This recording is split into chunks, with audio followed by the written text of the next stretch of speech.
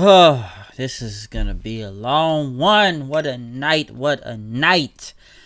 I don't know when this is gonna be uploaded. I don't know if this is gonna be uploaded later on tonight or tomorrow morning or whatever day this is gonna get uploaded. If not by late tonight, this video will be uploaded hopefully by tomorrow morning. But there is a lot to say about tonight. Number one, welcome to my AEW, their first ever pay-per-view, Double or Nothing event, Las Vegas, Nevada, MGM Grand Arena. You know, at the MGA Grand, the arena, Garden Arena, whatever you want to call it. I'm not from Vegas, but their first ever big pay-per-view. There was a lot of things going on, and this was either going to make or break them tonight, because we saw a lot of things. We saw some great matches. We saw some surprises. We saw a lot of moves being headed towards in the future. We saw a lot of shots being taken tonight as the battle lines are drawn. I'm sure there's been many ways to watch this show tonight. I will say one thing, the Feds was really doing a sweep tonight, especially through live streams, because if you did not buy this pay-per-view or find any other way to buy this pay-per-view, because personally, I was not really about to pay $60 for this thing, okay? I wasn't. And you could either say you're from another country and at least pay at least $15-20 and played it the smart way. So I'm sure there was several different ways to watch this show, okay? Several different ways, pay-per-view, stream, but you know, if you live stream this, and I got friends that were really trying to live stream this shit tonight, just know through whatever site you most likely went on, they have been trying to shut that shit down, okay? And trust me, I've seen a lot of wrestling pay-per-views for years, really, just watching it for free, and maybe a few streams was taken down, but I swear the Feds was really on this shit tonight and made it difficult for a lot of people. So if you did a live stream, I say, you know, good luck to you if you found that perfect one that was not going to get taken down, because it was like every time one got taken down, one got taken up, one got taken down, one got taken up, you know, put up there. So it was a lot of that through the night. But yeah, the Fed, it's like the Feds was on this shit tonight, okay? It's like, I don't know, they was really on that copyright tonight. I don't never see a lot of stuff like that. Barely, maybe a little, but they was on that shit tonight. And trust me, a lot of people I know were very pissed and were doing many ways, or they were just going to wait till tomorrow to watch Double or Nothing. But I just kind of wanted to address that, because I feel like that was a headache tonight. A very large headache within watching that show. But like I said, Double or Nothing, I did like the stage. Pretty good. You know, of course, it's gonna fit the Vegas thing. You know, got some poker chips on there, dice, cards, a lot of things going on with that, because we kicked it off with the Casino Battle Royale, and whoever won this was gonna get a shot, or a future title shot, at the new AEW Championship. Because we already started with people in the ring. First off on commentary was Excalibur. If you do not know who Excalibur is, I've seen the guy commentate. Well, I've seen if he's from PWG, he's commentated for. I remember he was at All In. I do remember that.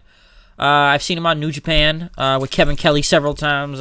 You know, doing commentary work, and you know, now tonight, I think he's one of the main people for you know, AEW, and this Alex Malvarez, which I'm gonna get to the commentary team later on, because I got a lot to say about them tonight, and I'm sure there was a lot of complaints about the commentary team tonight.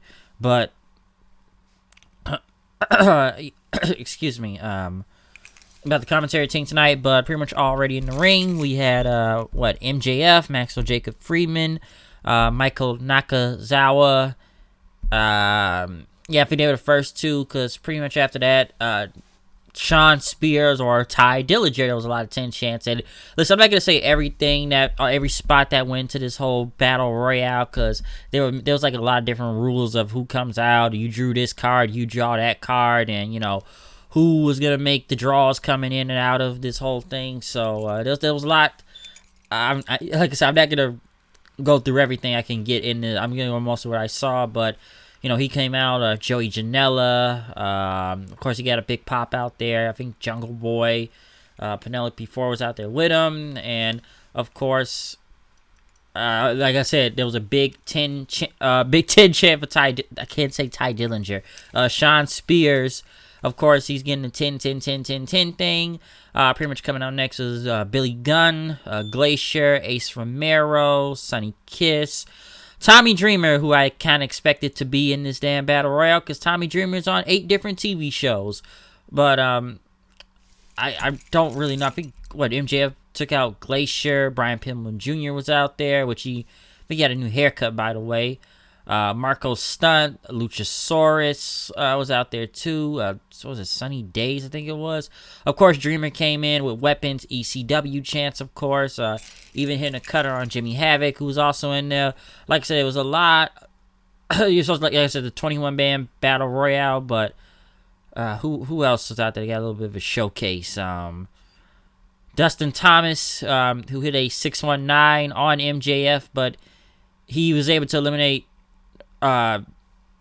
Spears, I believe. Yeah, he was able to eliminate him while he was on the ropes because, I knew who this guy was. I think he was during the Joey Janela's spring break, but even I was trying to figure out how are we going to make this work with a guy with no legs?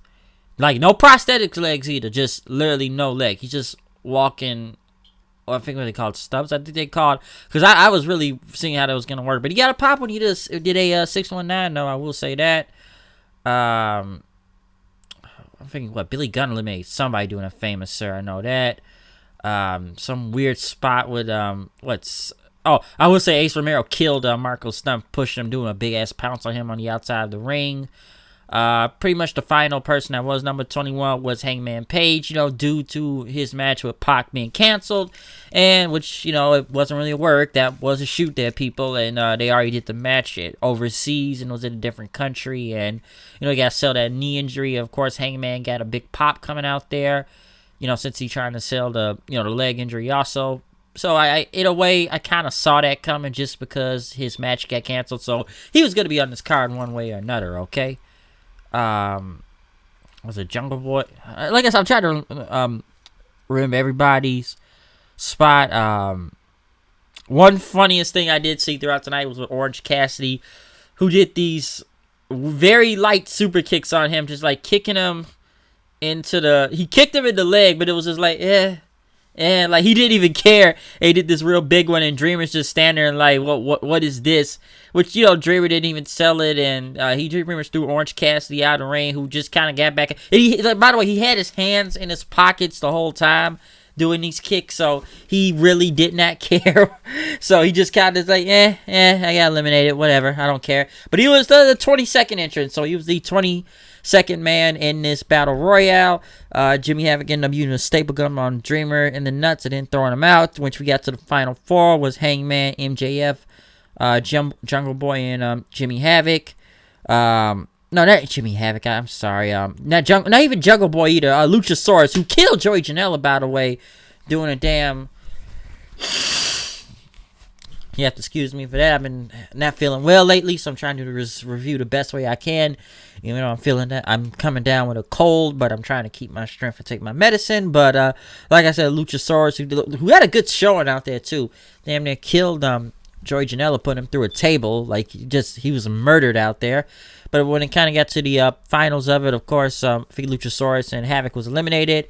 MJF thought he took out Hangman Page after he took out Luchasaurus, but Hangman pretty much was still in there. He skinned the cat. He ended up hitting the buckshot lariat and then throwing MJF to win the match.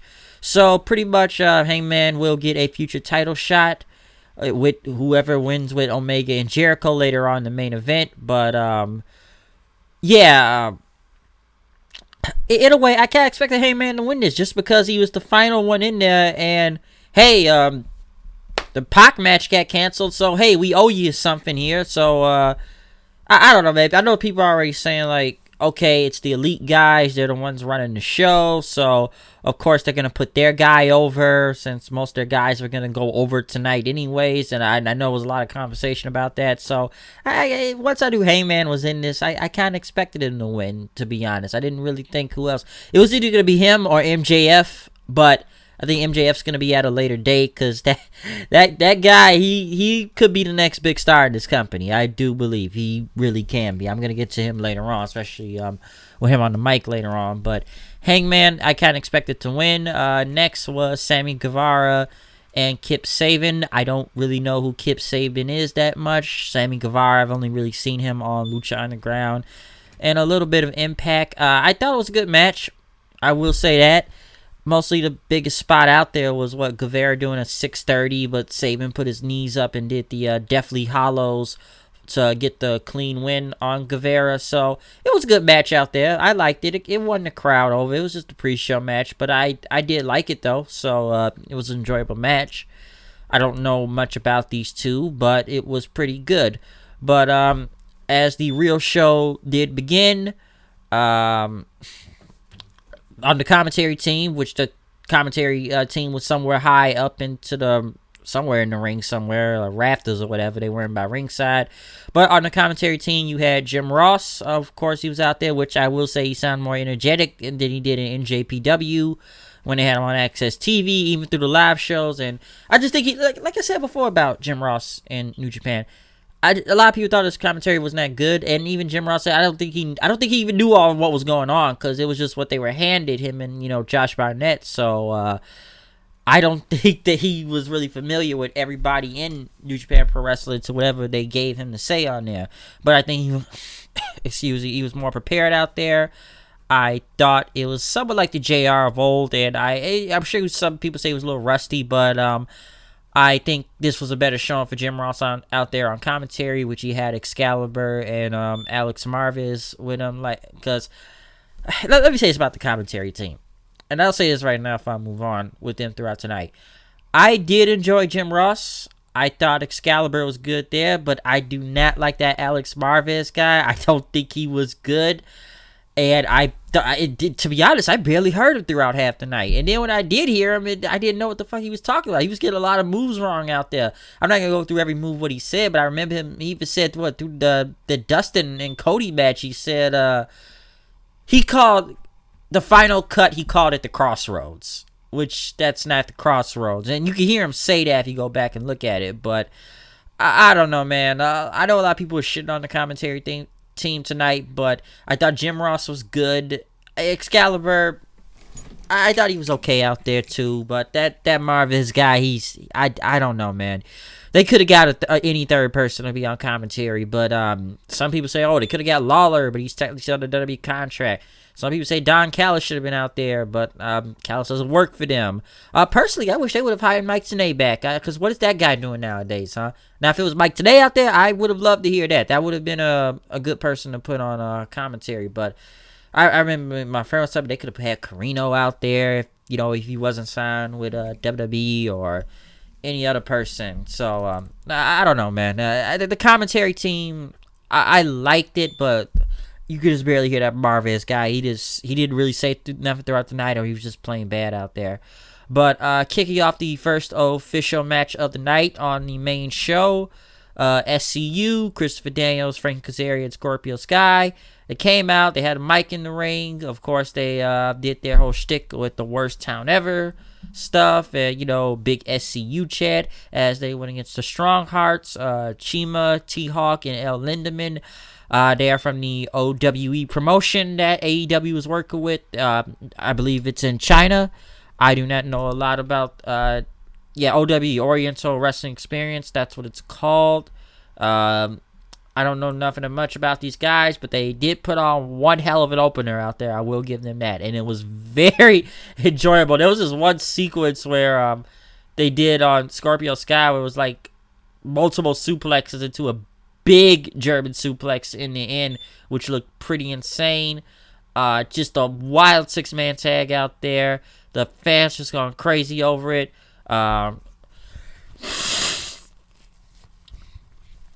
excuse me, Daniels and Kazarian pretty much did the best Meltzer ever. Pretty much, it was like a tombstone and Christopher Daniels doing a BME in the air.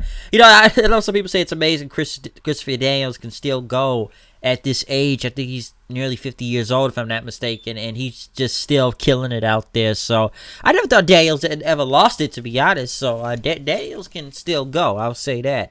But they end up winning the match. So like I said, pretty good, pretty great match. Very great opener. I enjoyed it. The fans were really with it. It looked like it took some time for them to build up into the match, but like I said, the fans enjoyed it more and more in time, and it just turned out to be a very great opener in the beginning. I will say that. So just a killer match to kick off the show. Very killer 6-man tag. Next thing you know was I guess some should say, the first ever women's match in AEW. Allie was on commentary, back from the dead, from the undead realm, if you want to go from that, or she's a zombie, or wherever you want to go with Allie. But she was on commentary as the women made their entrance. Britt Baker, Nyla Rose, and Kylie Ray. I'm sure a lot of people are calling her Bayley 2.0 right now, or you already know what Cody said about the whole. I guess they said he took a shot at Bayley, which I believe he said was a joke on Twitter anyways, but I saw a lot of fans going in throughout the entire, pretty much since yesterday, really. They were making a big thing about that.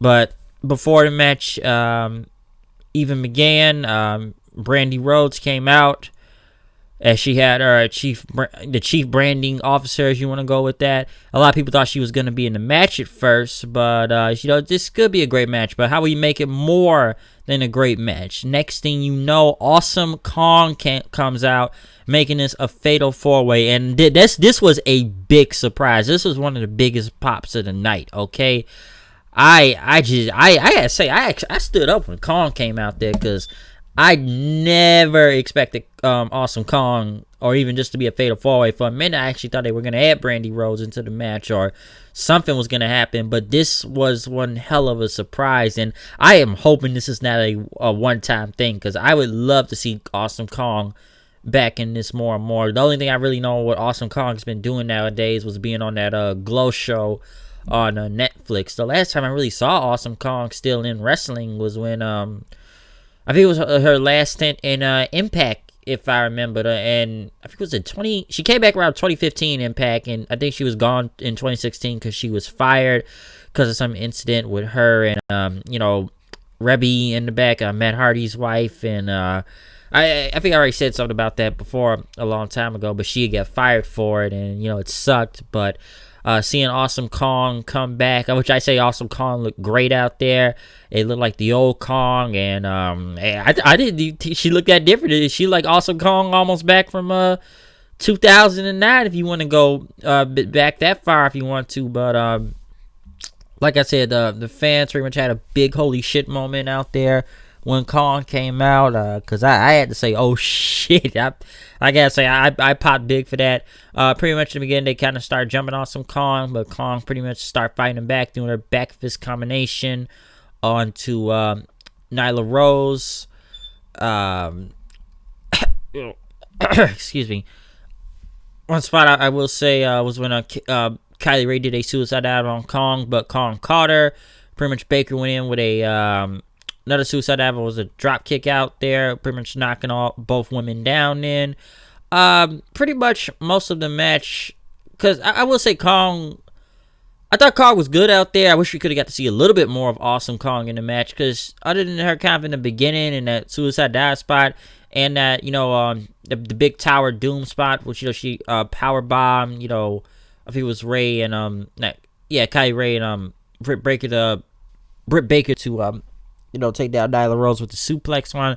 Sorry if I mess up my moves, my names on moves a lot. Like I said, I got a cold, but like I said, Kong, which I thought she was about to do next, was doing a damn near insane power bomb on Britt Baker there on the apron of the ring, or pretty much shit. It was about to be a power bomb on the apron of the ring, or the power bomb to the outside of the ring. That was like a scary ass spot out there, but Kylie Ray pretty much came back with a super kick on Kong, and then Baker hit a super kick on her.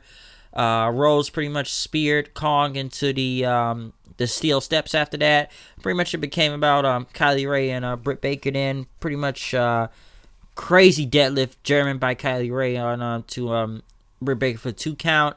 But Britt Baker pretty much ended up hitting the last shot on Kylie Ray for the win. Almost landed on her head, by the way.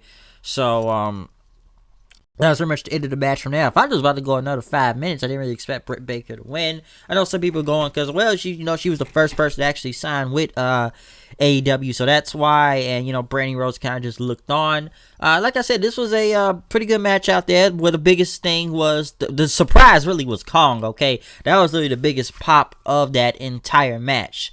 So I did enjoy that, even though I don't think Kong didn't do that much, but it was just kind of fun to see her anyways. I hope this is not the end of Awesome Kong from here. I hope they bring it back. I honestly hope they bring her back more and more. If she did sign a contract with AEW, I don't know, but it was just awesome to see Kong back in the ring. Like I said, the match was good. I thought Ray and Baker mostly did better in the end, which it kind of became those two.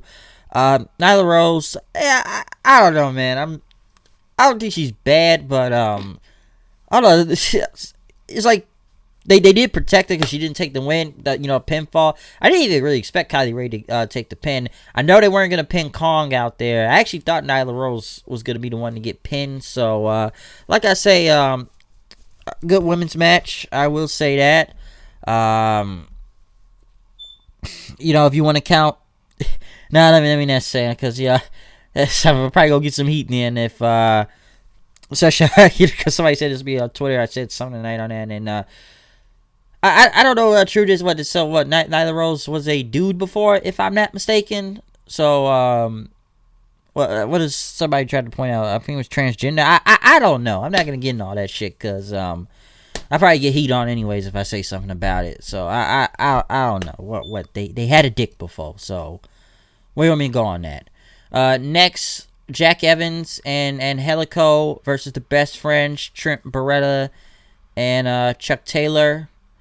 My feed started messing up a lot through this match, but I thought this was I thought this was a good tag match. Don't get me wrong. Which I will say, AEW's got a really good tag division now. I will say that. Excuse me. One thing I did like was what was a Canadian Destroyer Jack Evans did on Beretta, which looked fucking insane. And Helico doing a Crucifix Buckle Bomb, and then Evans hitting a 630. Pretty much gonna get the pin until Chuck Taylor broke it up. One thing I did like, one of the spots through there, and I'm sure everyone noticed, especially with the camera work through it, was I think it was when they do that hug spot between Beretta and Taylor, you can see, I think it was Taylor, he did his arms like this, and I think everybody knew it was kind of about Okada, because they pretty much did like the Okada camera work, because before Okada always hits the Rainmaker, he does that, and the camera just zooms out, and that's what they kind of did once the Best Friends hugged, and even Okada had to commentate. He even said something on Twitter about it tonight, so he was watching the show too, which him and I'm sure they said was a lot of WWE guys watching the show tonight, and I kind of noticed that on Twitter, because Sasha Banks was talking a lot through AEW, okay, and a lot of wrestlers were from different companies, because they were enjoying this tonight. All right, they were. So I noticed that Okada kind of somewhat was like a tribute in a way, if you just notice how they did that camera work on there. But Chuck Taylor and Trent Beretta pretty much ended up winning the match. Where they did that Doomsday Device, and Doomsday Device, and Chuck Taylor did a double stomp on I think it was on Evans for the win. But as they shook hands and everything, the lights turned out. Next thing you know, all these masked guys start attacking all 4 men, which I did not know who these 2 guys were. I found out it was the Super Smash Brothers, and even the fans was like, who are you? Who are you? I just think they were confused. They did not know who the Super Smash Brothers were. I've heard of I've heard them before. I probably haven't seen these guys wrestle at least one time. I think it was against the Young Bucks, I think. And people were raving how great these guys were, because I think they were mostly in Canada, if I'm not mistaken. I don't know that much about the Super Smash Brothers, but it looked like the fans didn't know who they were also. So, like I said, I heard "Who are you?" chants, and I just think they were confused, because they were like, who the hell were these guys? Okay, who the hell were they? Like I said, the match was good, though. The tag team match with the Best Friends and Evans and Helico. So good match. I'll give them that. But yeah, I just don't think nobody really know who the Super Smash Brothers were. So I guess they're signed with AEW, and we'll see where that goes. But I know I've heard I've heard they are a very great tag team. So we'll see what comes from that. One thing they did air also, I might as well say this now, that if you've been to All In, I guess it's gonna be an All Out. And it's coming back to my neck of the woods, Chicago, Illinois, at the Sears Center, August 31st. Tickets go on sale June 14th. I believe it's a StarCast 3 then after that. I wish they would go to the damn United Center and not go all the way in the Sears Center, because it ain't Chicago, Illinois. It's Hoffman Estates. It ain't in Chicago, okay? I've said this many times before, okay? I've said it many times. It ain't Chicago. It's in Hoffman Estates, not at the United Center. Even at Rosemont, if you want to go with that, when WWE says shit like that. I don't know, man. But, hey, Sears Center it is. Sears Center it is, I guess. Since they did it there last time, I would have said go for the United Center, bigger building, sell more tickets, and literally you're in the heart of the city of Chicago when doing that. But, hey, Sears Center it is. Will I go back again this year? I may be, but I don't think I'm going to go on another solo mission again like I did last year back in September when I went to the All In to begin with. Because, listen, I went to All In because I didn't know if it was ever going to be another one of these things. And, now we're going to see more of these things now since, we went to All In. Now it's going to be All Out, because I always thought that was just going to be a one-time thing when that happened. So, and it was a great experience. I'm glad as hell. I'm still glad I went last year. So, will I go back again? I don't know if I'm going to go back again, but I got time till the tickets come out, but I better be quick on the draw like I was last time, because that shit will sell out in under minutes or probably seconds, because it sold out in 30 minutes last time, and what did Double or Nothing sell out? 4 minutes? So, hey, I gotta, be on the ball game, okay? I got lucky last time. Let's hope I can get lucky again, and like I said, I don't know if I'm going to do another one of these solo missions when I go to this thing again. But, hey, I don't know. I just know they're coming back to my neck of the woods in August. So, I just wanted to say a little something on that. Next match. By the way, there's a lot of tag team matches throughout throughout this show.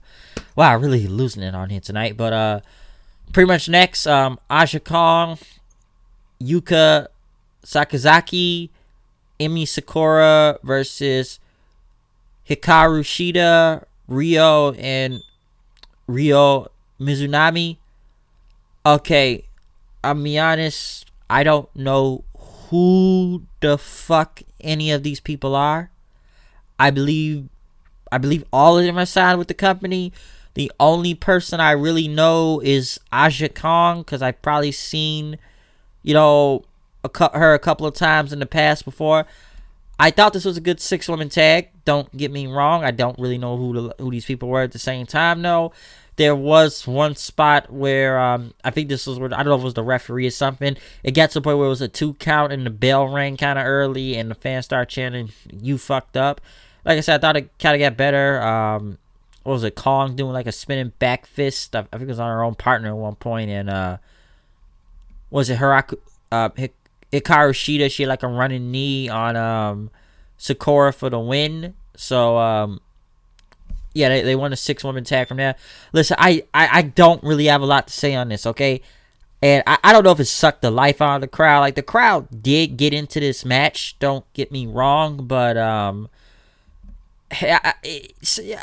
don't know, man. It's just I just didn't know who these people were. Like, I'm be honest, I don't know who any of these people were. So you have to forgive me if I don't have a lot of info about this. Like I said, I thought it was a good match. Don't get me wrong, but Even I felt like the crowd was kind of losing it a little, kind of losing their edge on it, because even I felt they kind of got quiet. But they got some energy throughout the match as it went on. So not a bad 6 women or anything, but I just don't know who the fuck these people were, okay? But they did a good job out there. I'll say that.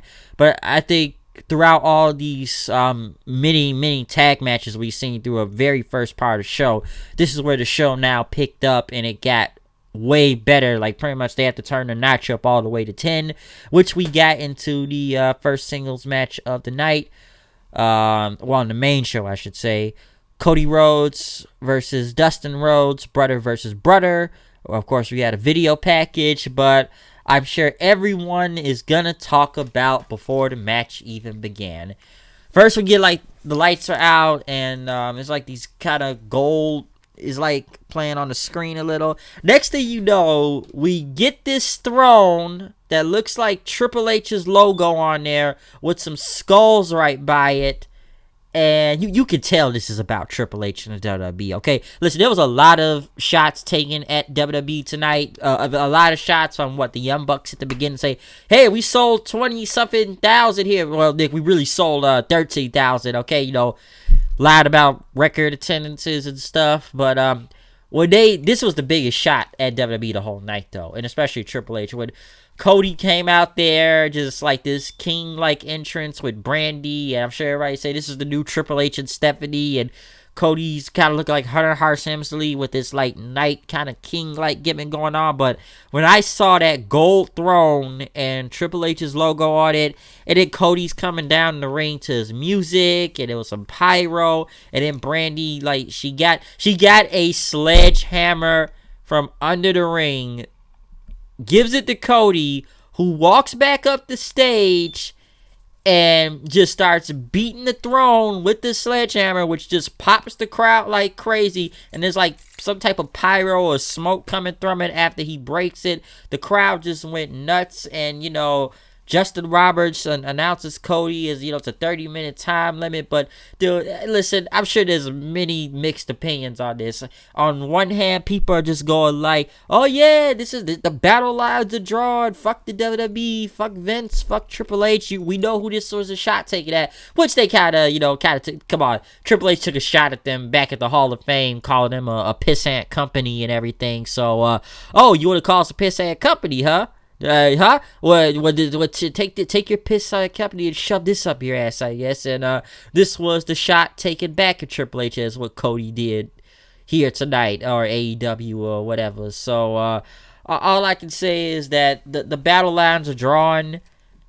I'm sure some people love this. I know some people are hating this right now, saying, oh, look at these indie guys, or a t-shirt company, or they've only had one show and they think they can beat the WWE. Fuck them. Listen, I already heard comments on that tonight on Twitter, okay? So I've already know there were people that loved it, and then I'm seeing there are people that, hated it, and, are just saying, oh, what kind of joke are they trying to play here and stuff. But when I saw that, I just kind of started laughing, and I'm like, well, the battle lines have been drawn, folks. This is like WCW versus WWE 2.0, or if you want to go from that, or even when Impact tried at one point, going against the WWE and took shots at him. But just looking at Cody, just taking the sledgehammer and just beating that Triple H. Like, listen, if you didn't think that was a shot at Triple H and WWE, you're out your fucking mind. That was just a blatant shot, okay? That was just a clear, blatant shot. Like, hey, battle lines are drawn. We'll show you who's the pissant company is. So I just thought that was really funny and just crazy when I saw him do that, though. So, hey, the war has begun. War has been declared. Just wait till the TV show comes later in the fall. But Cody and Dustin Rhodes out here, as Jim Ross kept saying, Dustin is almost a 50-year-old man and stuff, which he had like this like red face paint kind of going. Like, it wasn't gold dust all the way, but it was almost like red dust, like half red dust, half Dustin Rhodes, the natural. Next thing you know, there was a big Dusty chant out there. This is awesome. This was probably one of the best matches of the night, if not the best match of the night. And you want to talk a bloodbath out here? You want to talk about storytelling and everything? These two told one hell of a story with this brother versus brother thing. Was there a couple botches out there? Yeah, especially when Dustin kind of slid in and out of the ring trying to do that clothesline. And then, he, of course, did that cannonball thing, which the fans still, they chanted, "You still got it," as he took down Cody. But next thing you know, Brandy ended up spearing Dustin to the ground. Cody ended up throwing him into the he ended up throwing him into the turnbuckle after that, the outside the ring post.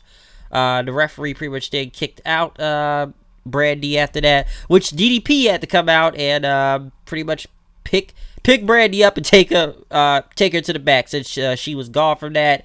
But next thing you know, Dustin was bleeding. I'm sure he bladed himself during this, but I don't know how bad he bladed himself. But you want to talk about blood? This was like deep cut blood, all right? He was running like a faucet out there, like a big faucet. There was to a point when Cody did that Indian Deathlock move, and pretty much people are already comparing like the shot of Austin bleeding back in WrestleMania 13 to this. And this there was just like blood all over the place. Like I said, just throughout the match there, Dustin is just fighting back as, people say, Dustin just doing everything he can to take him out, which he did. Like I said, he did the final cut, but they kept calling it Crossroads at one point. But even at one point, Dustin was about to go for it again.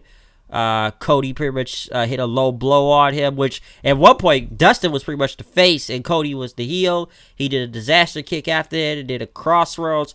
Big kick out from there. Blood is just like dripping everywhere. Fans were chanting "Fight Forever," and I'm sure people almost counted this almost like an old school NWA match. As I think JR said, this was like Dusty Rhodes versus Terry Funk in a bloodbath, and they were trying to pretty much capture the essence of that. Especially you would see some in the 80s, like in an old school Dusty match, to be like a bloody mess, maybe like between him and Flair, if I'm not mistaken, back then. And like I said, Dustin, he did a Crossroads himself, but Cody was able to kick out after that. They did the whole punch thing, yays and boos after that. Pretty much both men trying to stay on their feet, especially Dustin, which he did a uppercut and everything, because they do that. Cody does that spot, like the whole thing Goldust did with the uppercuts and stuff, which they both did. Fans, of course, once again chanted, "Fight Forever." Dustin pretty much slapped Cody after that. He slapped him after that. Cody did the Gringo Killer, or the Vertebraker, or whatever you want to call that move. I'm used to call it the Gringo Killer. But pretty much both guys were down. Cody was able to get back up. He hit the Crossroads, finally beating his brother. Hell of a fucking match out there. Incredible story. Just insane. I'm sure people are already saying this is one of the matches of the year right now, if we want to put it in that category. But this match was just fucking great. It was just fantastic. Told a hell of a story. And even right after, Cody pretty much says, no. You don't get to retire yet, all right? Because fans were trying to thank you, Dustin. And Cody was like, "Listen, I need to ask you for a favor in front of everybody and God, and in front of the entire world, because they got the Fight for the Fallen thing up next, right? And I need a partner. And it's against the Young Bucks, all right? But I don't need a partner. I don't need a fan. I don't need a friend." His voice started to crack up a little, and he says, "I need my older brother." Just kind of get a little bit emotional with it. They hugged each other. The fans went nuts. And, there was a big Dusty chant. And this was a hell of a story, man. Brother versus brother. A bloody mess. Just a brawl out there. Just two guys kicking the shit out of each other like crazy. And after all that, just hugging and embracing, knowing that they're still brothers and they're going to fight together the next time we see them. Just a very emotional, just great storytelling out there, folks. So that was just a hell of a match. All right, one of the best matches of the night so far at that point. Next thing you know, Bret Hart is here to unveil the AEW Championship belt.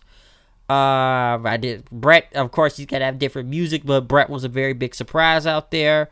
Pretty much he thanked the fans. Somehow he defended the world title in Vegas, 26 years ago, and it was an honor. It was an honor to be on this show tonight. He thanked AEW for allowing him to be a presenter, especially for this new championship belt. Which I will say, I do like the title belt. A lot of people were comparing the belt to the IWGP title, and I can see it, or maybe the old school, well, not that old school, but even like the old school TNA World Championship. If you want to go look at images, comparing the belts, please do. But I literally see I can see the similarities into the IWGP Heavyweight Championship. I see that by a long shot, just looking at the front of the belt, and just it was gold. It was a big belt, and I like the title belt, but I do see the similarities where it does look like the IWGP Heavyweight Championship. Hey, it's better than the damn 24/7 belt, okay? Way better than that. Pretty much Bret Hart introduced the one of the number one contenders for the title, Hangman Page, as which he will fight either Kenny Omega or Chris Jericho at a later date for the title. Next, Maxwell Jacob Friedman came out, which people chanted asshole at him. And he says, I'm the asshole, huh? You people bought a ticket to see me. I will say MJF is just great on the microphone. That's why I said earlier, this guy is going to be a big star soon in this company, all right?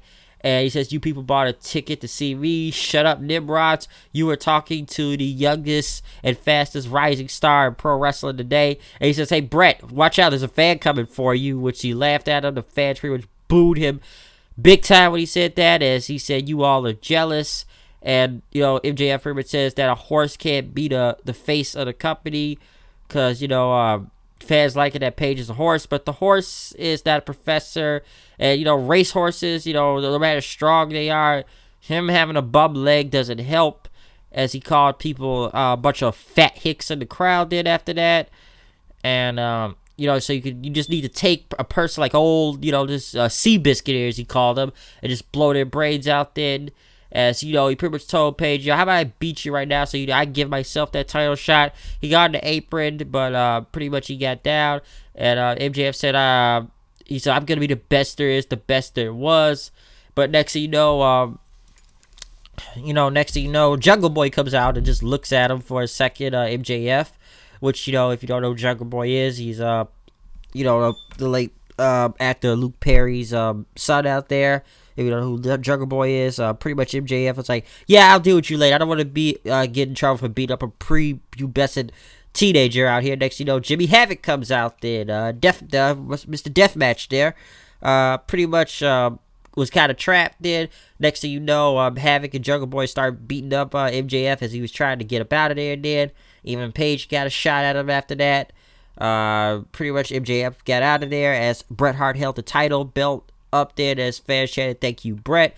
So, like I said before, it was a surprise to see Bret Hart there, even though he's just there anyway for StarCast to begin with. But, surprised to see him on the show. Unveiled the new championship belt, the world title for AEW. And MJF was very great out here on the mic. So, a very, very great segment out there with him and Hangman and, unveiling the new championship belt. Next, which in my opinion now was the best match of the night, the AAA tag titles, the Young Bucks versus the Lucha Brothers, Pentagon and Phoenix. And holy shit, you want to talk about a fucking spot fest. You want to talk about tag team wrestling, which I'm sure people talk about Greg Hamilton tonight getting in trouble damn near after saying something about the Usos during this whole match, and people went in and I think he deleted the tweet right after. But you want to talk about a hell of a tag team match that went on damn near for 25 minutes, which was insane. And I'm sure people going like, are the Young Bucks too rusty right now because they haven't really been in the ring since Wrestle Kingdom and stuff. Listen, they proved they are not. Listen, this shit was just wow. Where do I even begin? You wanna talk about spot fest out here, people? I can't even name you every spot that happened out here. Okay, I can't. it was just so insane. Even at the beginning, of course, the Sierra Medio catchphrases, just did a Pentagon doing that. But of course, you had some chain wrestling out there in the beginning, which he simply just Sierra Medio and Matt's face. Excuse me. In Matt's face at one point. Phoenix is just, dude. This dude, holy shit! What am I getting for Phoenix? Dude, when I saw him do that damn stutter thing he does, where he just kind of rolls from the ropes like springboards, it rolls around, hit you like a rolling cutter. Just looks insane. Him just walking off the ropes, kicking Nick in the process, taking him out for a hurricane rod on Matt was crazy. Hell, holy shit! When they went outside the ring, Phoenix did like a hurricane run on Nick, but Nick landed on his feet, which they still chain wrestle, do a drop kick on each other, and still flip and kind of go back in the ring, just going like I said, it was just insane out there. All right, excuse me. Like I said, crazy double team moves. One thing I did like that was crazy. What they did, I think it was like a power bomb. Yeah, it was like a power bomb or like a sliced bread thing on Phoenix from the top rope for a big 2 count on there. Somebody said they got that from the Motor Machine Guns. There was a super kick party at one point, which they even hit it was like a super kick party for both teams, but they ended up hit like a double roundhouse with Matt Jackson and Pentagon, which both went down, and the fans went nuts. This was the best spot, I thought. The double Canadian Destroyer. Okay, first off, Phoenix just comes out of nowhere with a Canadian Destroyer on I think it was on Matt Jackson on the apron, and then Pentagon did that one, and then Phoenix with a Canadian Destroyer for Nick in the ring, which just got a big 2 count after that. Pentagon was back in, pretty much hitting a pin and driver on them, another kick out. Phoenix tried to hit a swanton on Nick Jackson. Pretty much still, like I said, just several fucking kickouts. All right, it even got to the point where Pentagon, what did he do? He did like a brainbuster onto like the top of the turnbuckle. There was a big holy shit chant after that. And then the Bucks, they hit the more bang for your buck move up. Pentagon still another kick out. Just like I said, they went for the Meltzer driver after that, but still they got it broken up. Pentagon pretty much ended up, I guess, breaking Matt Jackson's arm, which he almost couldn't do the damn move. Like I said, he was able to break it out and just break the move up then. But Phoenix had tried to go for he pretty much super kicked Matt. I think he's about to go for his finisher, but the Bucks were able to pretty much counter, hit the Meltzer driver for the win, pinning Phoenix, retaining the AAA tag titles. For a minute, I actually thought Pentagon and Phoenix were going to regain those belts, but like I said, with the partnership, still going with AAA also, I think we're going to see these two teams feuding for a minute, but hell of a fucking tag team match. Probably match of the night, in my opinion, if you want to go from that. All right, most likely match of the night. This match was just insane. And in fact, you might as well, add this to your match of the year category too. That's something I'm going to add to that. Because that match right there, you got to put that in your match of the year category. And it's only May, folks. So there's still plenty of time to go. But I'm putting that in my book right now for one of the best matches of the year. These two teams just went insane. All right. But next was the main event time. Kenny Omega versus Chris Jericho for a shot at the AEW title. Pretty much Jericho came out first, which was almost like it was like an evolution of Jericho, almost like a history type of way. Which at first you saw Lionheart Chris Jericho, then you saw List Jericho. Then with the list itself, then next thing you saw was Light Bright Jericho with his Light Bright jacket, which was pretty cool. And then we went to current Chris Jericho with his whole Fozzy Judas thing, and not much of the whole clown, Clockwork Orange, with the makeup and stuff, but it was Jericho and his hat and everything, and leather jacket, and leather jacket and everything. So really cool entrance by Jericho. Next Kenny Omega came out.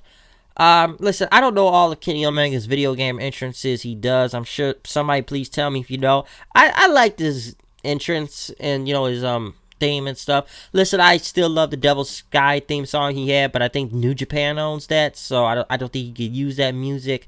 I wish they could have brought that back, or maybe it's one to use the Wrestle Kingdom, but I think MJPW may have owned that also. So since we couldn't hear that, he has a new theme. Like I said, I guess I gotta get used to it. But Chris Jericho versus Kenny Omega 2. We have not seen these two face each other since one-on-one Wrestle Kingdom of last year at Wrestle Kingdom 12. Hell, we haven't seen Kenny Omega in a wrestling ring since Wrestle Kingdom 13 when he went against Tanahashi. And same with Jericho since Naito.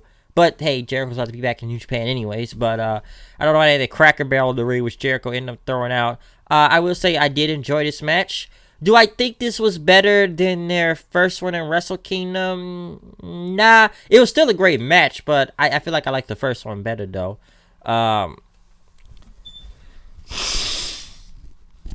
Like I said, this was a great match out there. I will say that. Which, of course, you had Jay wrestling how much to a chop fest then after that. These tables, man. Well, one thing I would say with Jericho, of course, he had to do that thing with the camera when he picks up the camera, films Omega, then flips the camera off and stuff, which was cool. Omega did pretty much a springboard kick on, off the barricade then on Jericho. There was a point where they got a table out there, which, of course, Omega does that big dive, and it pretty much landed on Jericho then with the table, which it did not break. At one point, even a double stomp on the table on Jericho, which looked pretty brutal. Jericho pretty much had pretty much kept knocking each other in the ring. Jericho did a clothesline Omega, pretty much sit up inside out, which I believe this is what Kenny Omega's nose started to bleed, because I thought he started bleeding when Jericho did a lion saw and he landed on top of Omega's head, but Omega's head was just not his head, but Omega's nose was possibly broken and just kind of just bleeding all over the place. But Omega's come back with a V-trigger right after. Pretty much had Jericho try to go for the one-wing angel. It did not work. He pretty much went for the straight jacket suplex then after that. Straight jacket dragon suplex on him. But Jericho was able to get out of it. He pretty much had Omega in the air at one point, because I think Omega was trying to go back for the one-wing angel, but it did not work, pretty much flipping it. Jericho ended up powerbombing Omega through a table right after, which looked pretty brutal. I don't know what type of tables they was using, but it looked brutal. Omega pretty much tried to get Jericho from the top rope, but Jericho pretty much hit a code breaker in midair. Looked pretty crazy out there after that.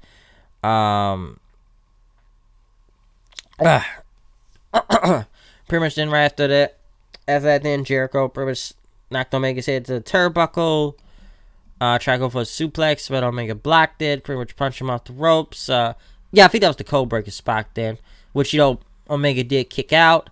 Pretty much at the Tiger Driver then, still another kick out. Jericho at the walls of Jericho, more the Lion Tamer really, which he put it into, but Omega was able to get out of there. They pretty much had some punches. He went for a V-trigger after that. Tried to get the one-wing angel again. Jericho still got out of it. Hit him with a DDT that looked very bad, which Jim Ross pretty much had to say that was the most ugliest DDT I've ever seen, which he even had to call that out. Which it looked like they did the spot again, and Jericho did another tornado DDT, which at least got better after that. Which the DDT actually looked better than after that time. Jericho pretty much ended up hitting another code breaker on Omega, which pretty much both men were down. They got up. Jericho pretty much did that elbow, which he now calls the Judas effect.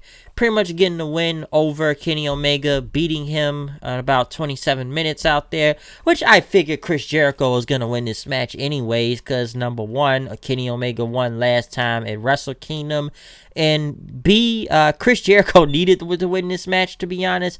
Yes, he does get a future shot at the AEW title against Hangman Page, but I feel like he needed this win because he has to look strong in the next couple weeks when he faces Okada June 9th at Dominion. I don't think he's going to win the IWGP Championship. I'd be surprised if he beat Okada. That shit would shock the fuck out of me. But listen, they're not going to have Jericho just hold the IWGP Heavyweight Championship like they did when he beat Naito last year at Dominion, and then just disappears with the Intercontinental title until, several times, until, like, later in the year, King of Pro Wrestling, until next year's Wrestle Kingdom. I don't think we're going to go that far this time, but I'm sure it's going to be a hell of a match when it happens with him and Okada.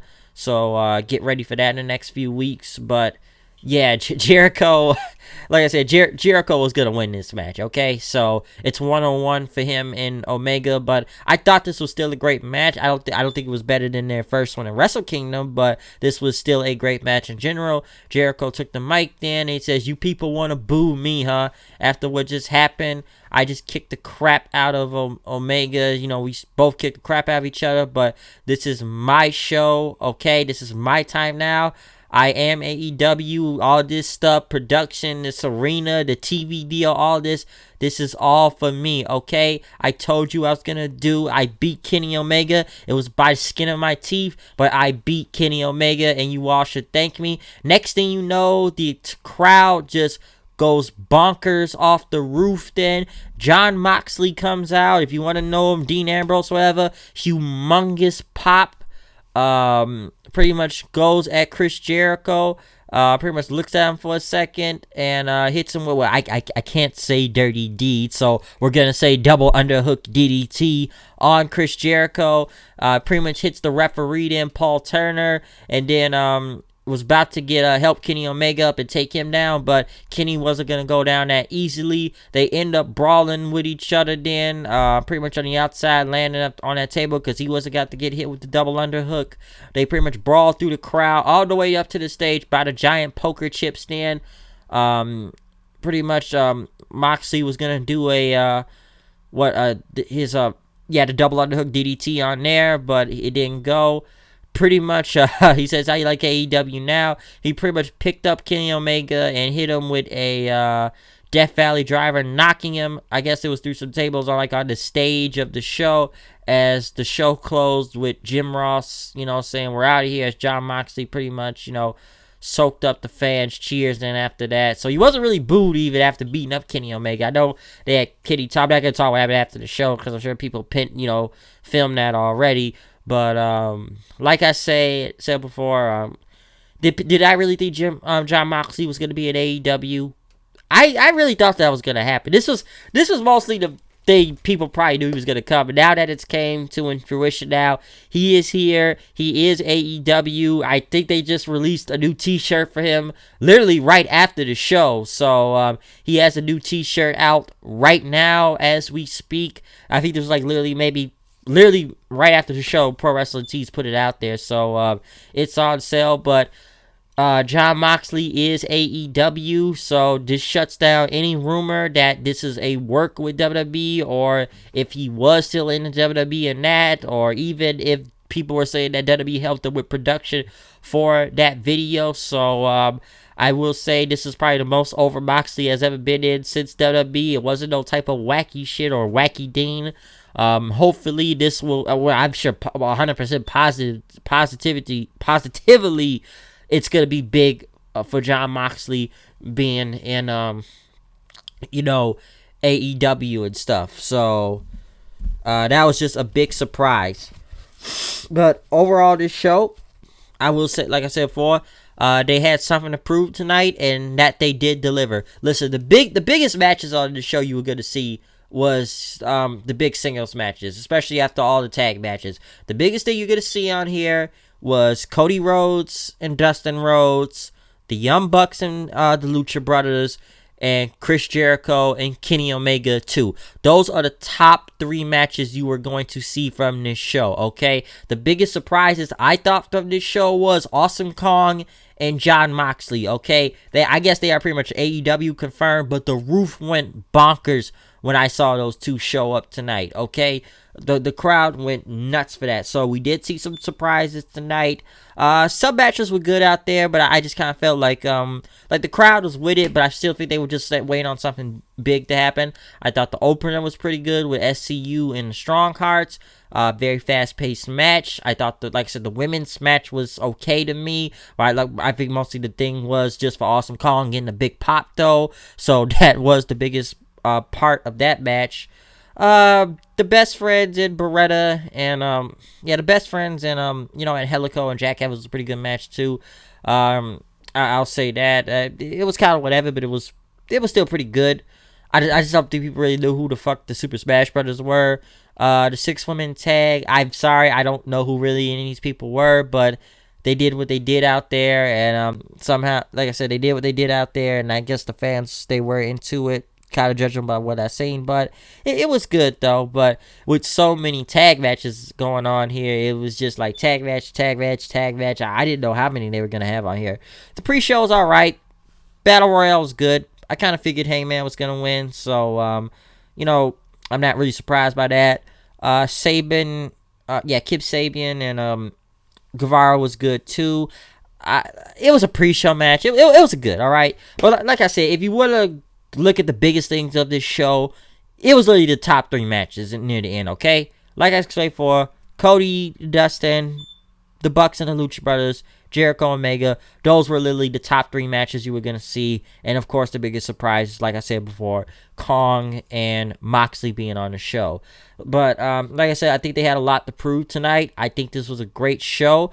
I'm sure some people calling it probably the biggest wrestling show of the year right now, or pro wrestling show of the year. Could it be? I don't know. But they did prove themselves tonight. I will give them that. It was if I had to grade it though, I'd say maybe about 8 out of 10. I will say that. But yeah, I will say that 8 out of 10, because it was either going to be a 7 or a 7.5 for me. But I probably would go with an 8. But it would kind of range into that category though, either to like a 7.5 or an 8 out of 10 show. That's what I'm going with though. So, but hey, that's my opinion of it. You tell me what you thought about Double or Nothing. Did you love it? Did you hate it? Did you think this was the best wrestling show of the year? I don't know, because they still got shows coming up, people. They still got the Fight for the Fallen thing. They still got that Fighter Fest that's coming up. Hell, you still got All Out coming in August, okay, in my neck of the woods in Chicago. There's supposed to be a StarCast 3. So there's more to come, folks, okay? There's many more to come with AEW. And we know the TV show is not coming until fall in TNT, so watch out for that. But I did enjoy this show. Don't get me wrong, I had some problems with some streamings tonight, and my streaming kept going out. I was really getting pissed at that too. I say, and hey, good luck to anybody that had to deal with people trying to block the streams, the copyrights, because the feds was doing a sweep tonight. Hey, good luck to you out there, all right? If you was able to watch this show without interruptions, hey, God bless you, all right? But trust me, I know people that had many problems that had to go to damn near 20 links just to see this damn show tonight. All right, they had to go to hell and high water to see this show. Okay, so shout out to you if you fought your way through the the blockers tonight. All right, but other than that, I enjoyed the show. A lot of shots taken to WWE tonight. Will they take shots back? I don't know, but should I say the battle lines have been drawn after what I saw Cody do tonight? You might as well draw the battle lines, folks. You might as well. But overall, it was a fun night. Great Saturday night for this show. Hell, there's still gonna be there's gonna be some more reviews coming up later in the week. Now that I know, hell, you got NXT next week on the damn June 1st, and right after Dominion and whatever the fuck comes next after that. I don't know, but AEW, they had something to prove tonight, and they did deliver, folks. They did deliver. We saw a lot of surprises. We saw some debuts. We saw a lot of things. So AEW is no joke, people. Don't sit there and just call it a damn t-shirt company, okay? Because they've made many big moves. I'm sure they got many big moves coming up pretty soon. But hey, I enjoyed myself. I had a fun time. Very fun show to watch. I jumped out of my seat a couple of times and popped for some things. So I had fun, okay? I had fun, and I think that was the most important part. And the thing they need to do was put on a great wrestling show. Hey, it's better than what you see on Raw or on SmackDown or what other WWE pay-per-view that's, a lot of them suck half the time. So they proved themselves tonight, though. But I'm going to go. I'm out of here. Check out my review. Comment, subscribe. Tell me what you thought about AEW's Double or Nothing tonight.